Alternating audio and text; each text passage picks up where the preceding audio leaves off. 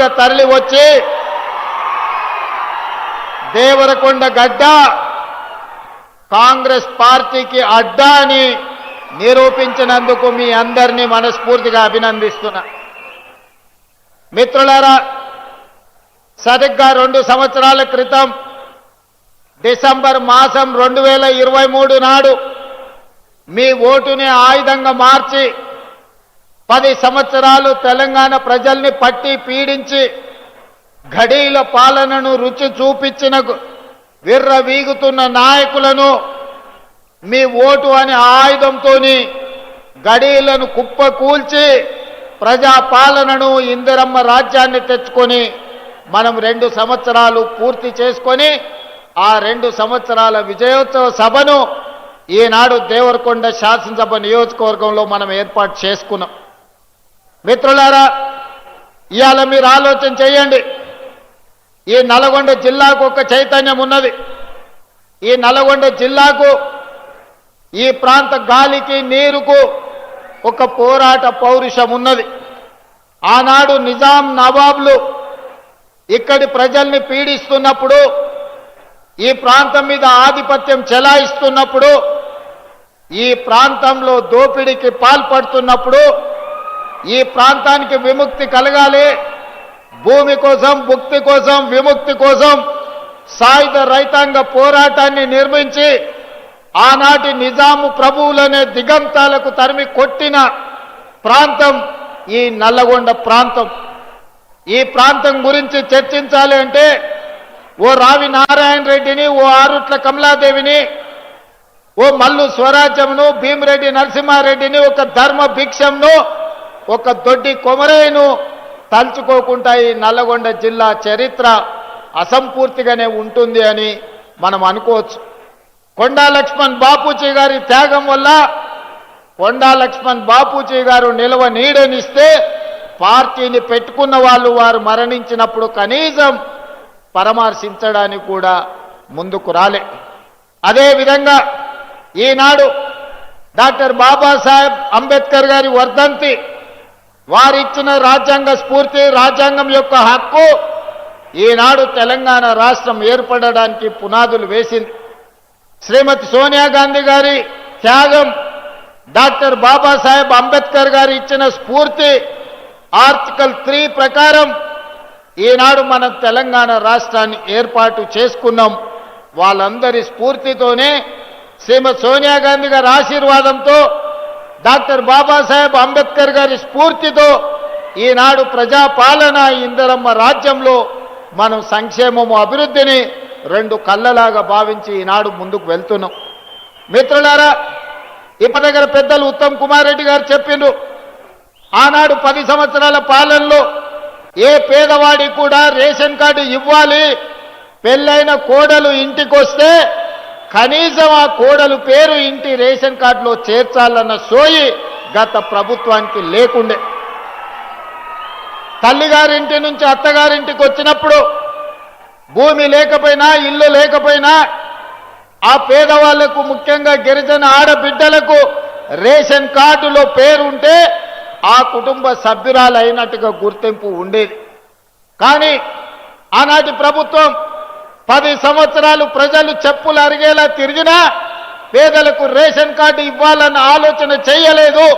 కానీ అదే మన ప్రభుత్వం వచ్చిన తర్వాత, ఉత్తమ్ కుమార్ రెడ్డి గారు మంత్రిగా బాధ్యతలు చేపట్టిన తర్వాత తెలంగాణ రాష్ట్రంలో నలుమూలల నుంచి, తండాలలో, గూడాలలో, మారుమూల పల్లెల్లో ఏ పేదవారు ముందుకు వచ్చినా ప్రతి వారికి రేషన్ కార్డు ఇవ్వడమే కాకుండా ఉన్న రేషన్ కార్డులో కూడా కొత్త పేర్లను నమోదు చేసి ఈనాడు వాళ్ళ ఆత్మ గౌరవాన్ని నిలబెట్టడం జరిగింది.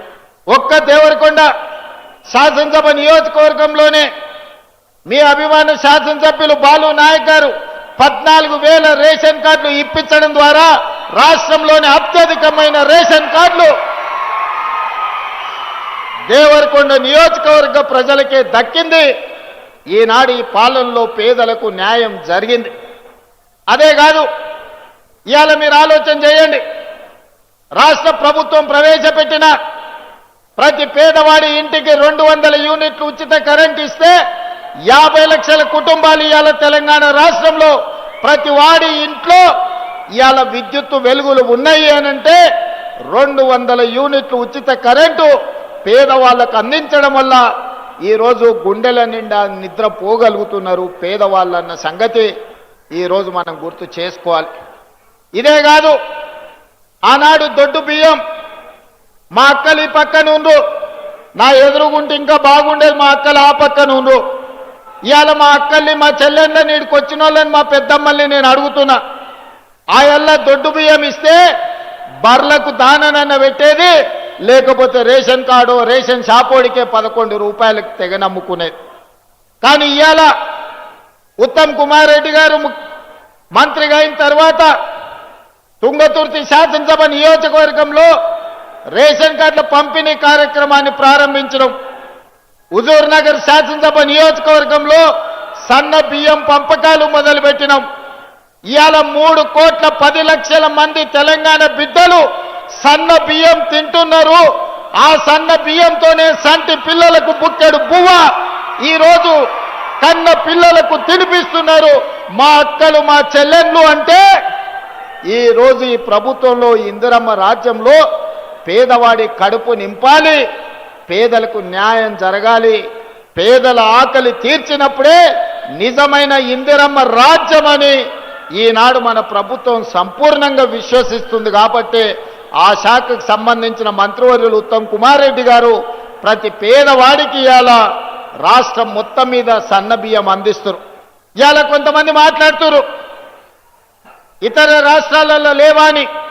నేను సూటిగా సవాలు విసురుతున్న మాట్లాడే వాళ్లకు, భారతదేశంలో గుజరాత్ కావచ్చు, ఉత్తరప్రదేశ్ కావచ్చు, మధ్యప్రదేశ్ కావచ్చు, రాజస్థాన్ కావచ్చు, నరేంద్ర మోడీ గారి పరిపాలన ఉన్న ఏ రాష్ట్రంలో అయినా నేను సవాలు విసురుతున్నా, మా తెలంగాణ రాష్ట్రంలో మేమే సన్న బియ్యం ఇస్తున్నాం తప్ప నరేంద్ర మోడీ పరిపాలించే గుజరాత్లో కూడా పేదలకు సన్న బియ్యం రావడం లేదు. మేం ధైర్యంగా సవాలు విసిరి దేవరకొండ గడ్డ మీద నుంచి మాట్లాడుతున్నాం.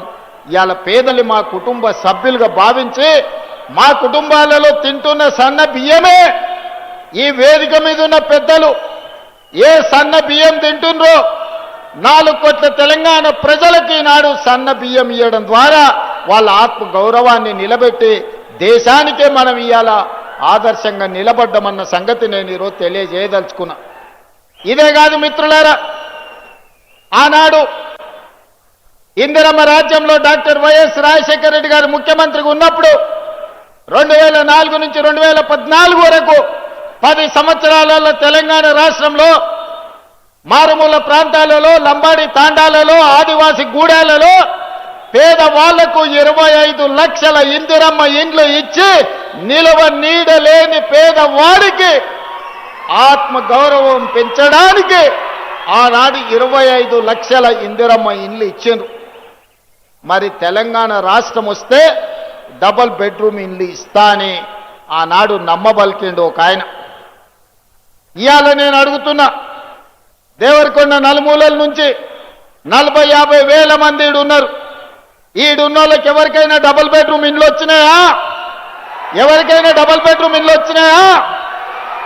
అందుకే ఎన్నికల సందర్భంగా నేను సవాల్ విసిరిన, చంద్రశేఖర్ రావు గారు నువ్వు ఏ ఊర్లో డబుల్ బెడ్రూమ్ ఇండ్లు ఇచ్చినావో